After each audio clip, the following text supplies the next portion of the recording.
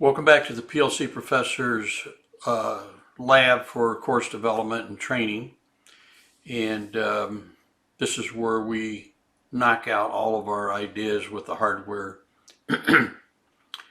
for the lab projects. And what we're going to discuss in this lecture is a lab project that you did to develop something that we call universal I/O. It's really memory mapping in a sense, but basically this is what you're doing. With real I/O, inputs and outputs, you have hardware. You have modules. As you can see up here, you have input and output modules, input and outputs in a controller. It's a hardware interface. You have screw terminals. And for an input, you have something that comes into the screw terminal, a high or a low, 0, 24 volts. And then that goes through an opto-isolator and it gets collected and put into the memory of the controller, the processor. And it becomes a memory location. It's no longer I/O. It's a memory location that is influenced by the state of the voltage on the screw terminals of your I/O modules, inputs. For outputs, it's a little bit different. The outputs are influenced by the state of a bit in memory that is transferred out to the output modules. My point is that all I/O is bits in memory, period. Anytime you're working with inputs or outputs, you're working with bits in memory as far as the program goes. What goes on during the I/O scan, or in the case of the Logix engine, RSLogix Studio5000, those I/O modules, for the most part, are their own little entity with their own little reduced instruction set processor, their own RAM and firmware, their own little entity, and they communicate over the backplane with the processor.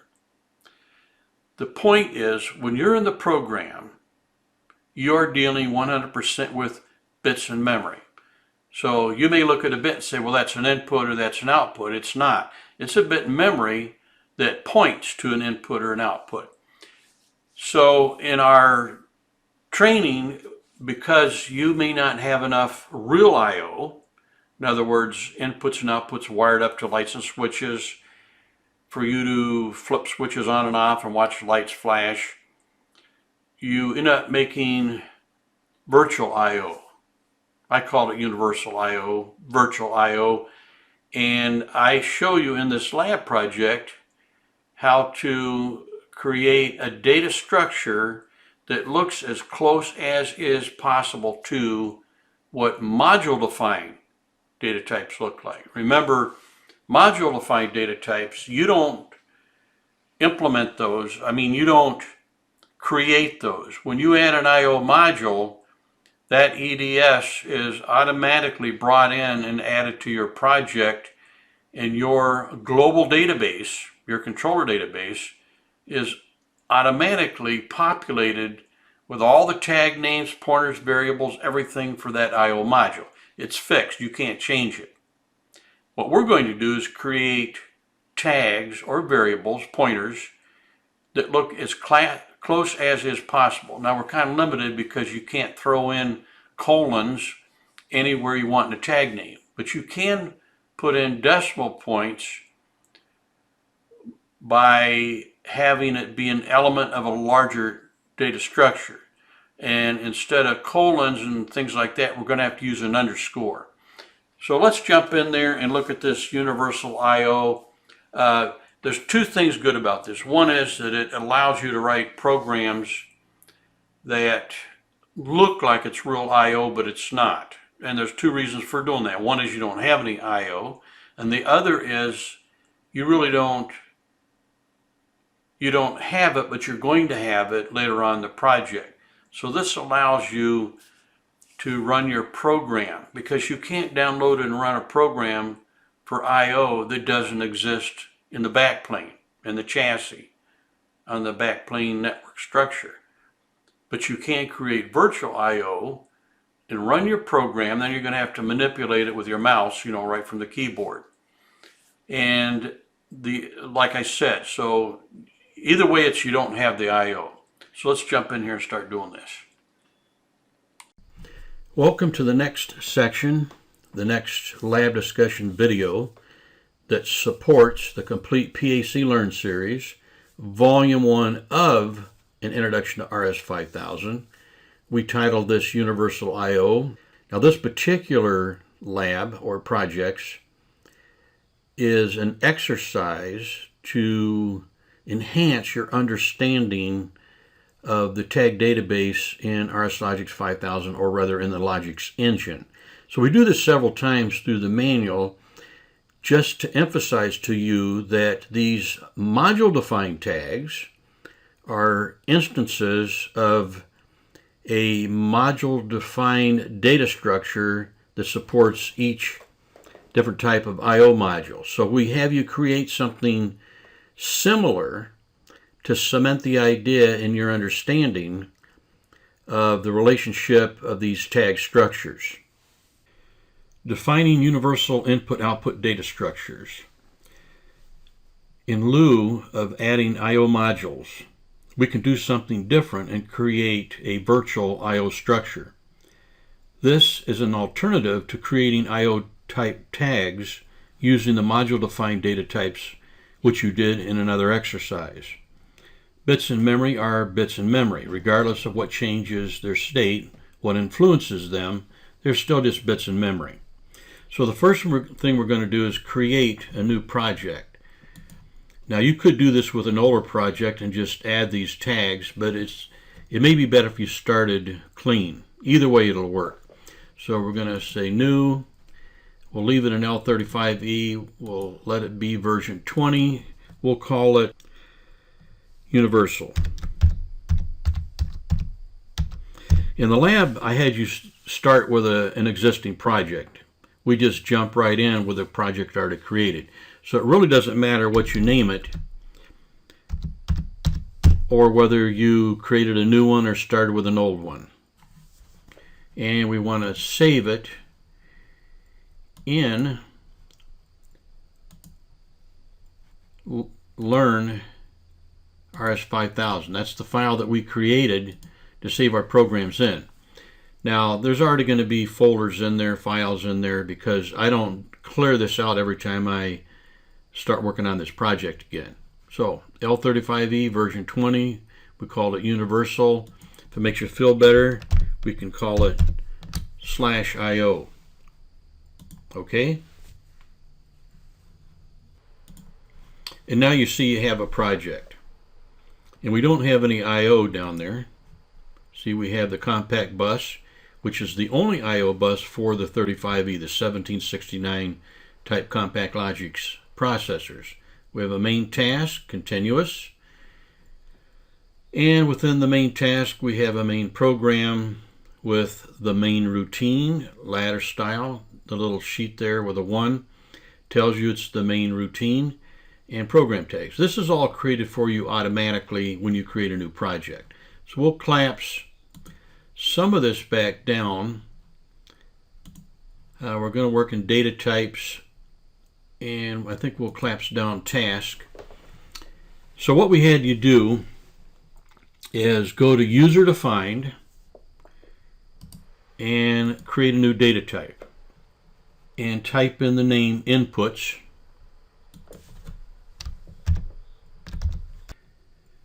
and then for the first member just type in an uppercase I. That's all, just an uppercase I. And then for data type, we're going to select a dent.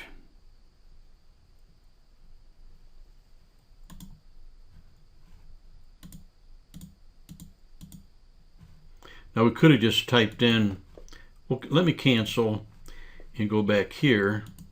I could just type in DI, see it shows up NT, and hit enter.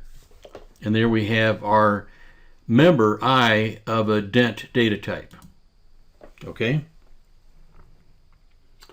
Now I had you repeat this procedure, creating a UDT for outputs as an O. So we'll say apply. Okay, we go back to user define, new data type, go up and give it the name outputs, uppercase O for member, data style, DI, hit enter. Apply. Now you have two user defined data types, inputs and outputs. Now that you have these two new data types added to your group here, remember the predefined and the module defined, it's all underneath data types. So they're all available when you select the data types. So let's go up to controller tags, double click to open it, edit tags, and go to our first blank field, and then we name it. Well, in the manual I showed you a different procedure. We'll do it both ways. IN_01. And then we had you go to type and start typing in inputs. IN, there's your type, hit enter, and you've got it. Now the other way to do this, and I will delete this, another way to do this is to go to controller tags, right click, new tag, type in IN_01, type in IN for inputs, and hit enter.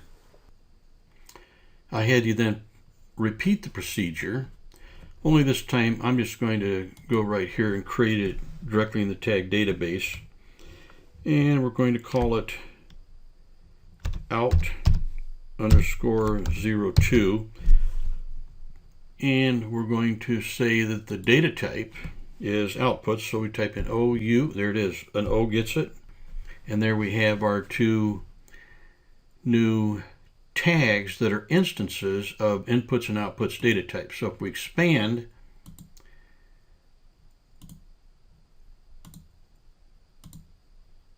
see we have kind of an IO looking tag. Now these aren't the best, but they are similar. In the manual, from here I had you create a rung of logic. So we'll go up to task, main routine. Of course it opens an empty routine with a incomplete or an incomplete rung ready to go. We're going to add in a true if on and an energize output. So you could basically say this instruction reads whatever memory location you're going to point it at, and say if that memory location is on, this is true, therefore the rung is true, therefore set this bit on in memory. So we're going to do something real clever, and we call this my bit. Then for the OTE, select that, my other bit, because it is two separate bits. And as you probably noticed, that there are E's in front of this rung, meaning that it is an unhappy rung. If you mouse over either one of the tag names, they're not really tag names yet, but they are going to be tag names, undefined tag, undefined tag. So we need to define the tags, right click, new, and then we're going to alias it.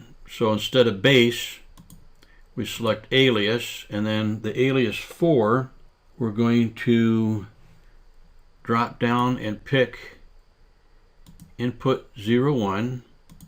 Now this is a word, and here's our 32 bits. So we'll pick bit 0. Create. Now you see it's alias to something that kind of looks like an input. And it really doesn't matter what kind of text you used here, other than it needs to look like it's an input module. And then when I went over to my other bit, new, alias, only this time we're going to alias it to an output. Pick bit 0. Now you have a rung that's happy. Well, it was happy when you defined my bit and my other bit. which we just did, but we didn't just define it as a Boolean. We defined it alias to a bit of a 32-bit dent, which is simulating inputs or simulating outputs. Now we want to download this to the processor. It's always a good procedure to open up RSLogix and look to see that you have the driver configured and that the driver can find the processor. Now, if you notice this red X here, this is for the 1768 ENBT, which is in the passive backplane of the L45 that we've been using. Right now it's turned off, so the red X is there. If we were to turn the processor on, or I should say turn the power supply on, as soon as the Ethernet driver finds that IP address and recognizes it as the ENBT, then that red X would disappear. We're not going to wait for that though. So we're going to leave it turned off because we're not using the L45 for this particular lab project. So we do have RSLogix, so we'll minimize it. Communications, who active, expand the driver, and here is the Ethernet port for the L35E. Remember, that's a daughter card inside of the processor that's built into it. So when we click on that, we expand it to the back plane, and then we go to the actual processor. So you notice over here, this is all grayed out, right? When we select the processor, then this is no longer grayed out. They're active, and we download. And of course, we're going to have that message pop up that always pops up. You should read it at least once so you know what it is when you're just kind of skipping by it. Now, this is a message that comes up on occasion. The controller acknowledged the request for a transition to remote program mode, but it has not completed the transition. You cannot download until the transition completes. In order to download, it has to be in the remote program mode. It didn't do it fast enough, so we got this message. So we click OK, we click download again. Now I could have went to the key switch and put it in the remote program mode. Download, now it's downloading. I'm not exactly sure of all the details of why it doesn't do it fast enough, but nonetheless the message comes up at least 1 out of 20 times that I go to download, so I thought it was worth mentioning. Just click OK and repeat the process. Okay, now we're in the remote program mode. We'll put it in the run mode, remote run. So now this single run of logic is executing. Of course, it's executing thousands of times a second simply because that is all that's in there to execute. If we go to the main task, right click, go down to properties, go to program, phase, schedule, monitor. I'm clicking through these because we went through these earlier when we were offline. Now we're online. So remember I told you there's not much to look at when you're offline. Well, now we're online, so it's monitoring. The maximum scan time, and I assume that was the first scan, was 1.72 milliseconds. So basically a little less than 2 thousandths of a second. But the last scan, as you're looking there, you can see it varies between 60 and 70 millionths of a second. Or, because remember, this is milliseconds. So if you move the decimal place over to here, then that's millionths of a second. So basically, this is executing about 8 times per millisecond, or 8,000 times a second. Okay, if I reset, I get something a little less than what I had for the maximum before. So there's something going on in the background that occasionally it takes a little longer to execute this task. So let's close that and then go to the main program, right click. You can't see it, it's off the bottom of the screen, but I clicked on properties, we go to monitor. Now you can see its execution time is in microseconds. That's not us, that's microseconds. So you can see that the standard execution time for that main routine is 18 microseconds. So you see there's a lot of other overhead involved that takes place besides the execution of that single rung of logic. And that single rung of logic is not actually taking 18 microseconds. That's what it's taking to run the program. So I'll click cancel. If we go to main routine and go to properties, there is no monitor for that particular routine.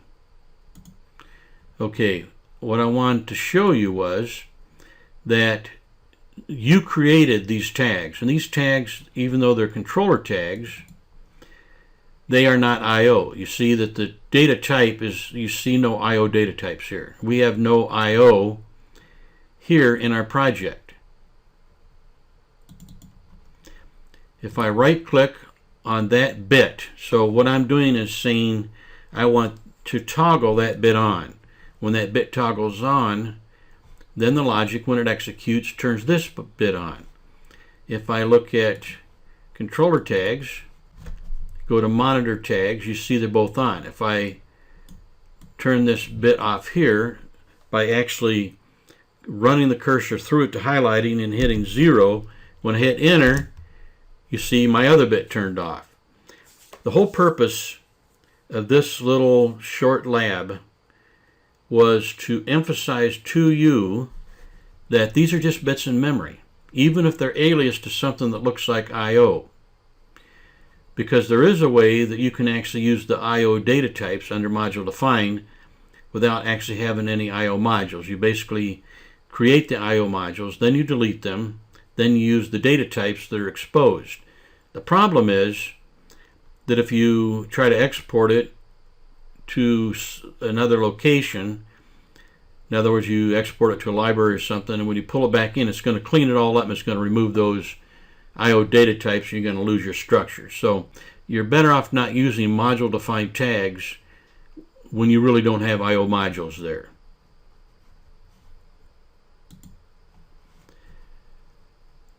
We're in the run mode.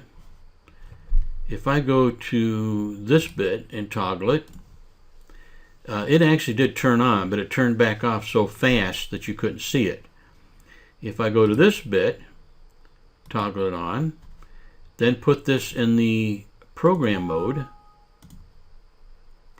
you see it still looks the same. That's because the last thing that this bit heard was, from this rung of logic, you're on. Stand up, you're on. If I toggle this bit back off, notice that that one stays on because we're not executing this rung of logic. So this rung of logic right now is not being executed and controlling this bit. If I turn it back on, if I put it back in the run mode, so watch, this is off. This is true if on instruction, but the bit is off, so the rung is false. So when I put this back into the run mode, watch my other bit, the OTE there, when I click on yes. First time it executes, it turns it off. Okay, you just executed a rung of logic without the benefit of I/O module. If you have watched the other lectures, then you understand that a bit in memory is a bit in memory. The logic does not care who turned it on or turned it off. It's just a memory location that is being addressed by instructions in the program. So this was a nice simple exercise in creating tag structures, executing logic against them, but there are not actual input and output field devices connected electrically to these memory locations. Thank you for watching this lab project discussion video on creating and using universal I/O.